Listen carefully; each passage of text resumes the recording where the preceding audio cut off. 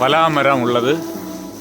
அதில் பலா காய்கள் காய்த்து குலுங்கும் அழகிய காட்சி. அந்த மரத்தின் ஒரு கிளை வெட்டப்பட்டது. அந்த வெட்டிய பாகத்தில் ஒரு பக்கெட் மூடப்பட்டுள்ளது. அதன் உள்பக்கமாய் ஒரு சக்கை காய்த்திருக்கிறது. இனி அதை எடுத்துவிட்டு பார்ப்போம்.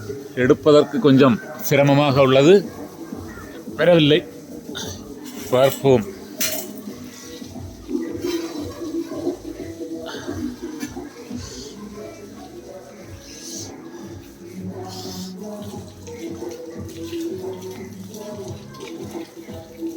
பலாப்பழம் வேண்டுமென்றால் வேரிலும் காய்க்கும் என்றொரு பழமொழி உள்ளது.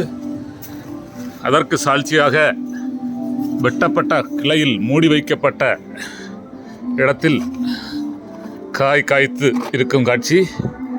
பக்கெட்டை வெட்டித்தான் எடுக்க முடிந்தது. பாருங்கள், வேண்டுமென்றால் வேரிலும் காய்க்கும் என்று ஒரு பழமொழி உள்ளது. அதற்கு சாட்சியாக இங்கே காய்க்கப்பட்டுள்ளது இந்த பலாப்பழம். இந்த பக்கெட்டில் இருந்தது, வெட்டி எடுக்கப்பட்டது.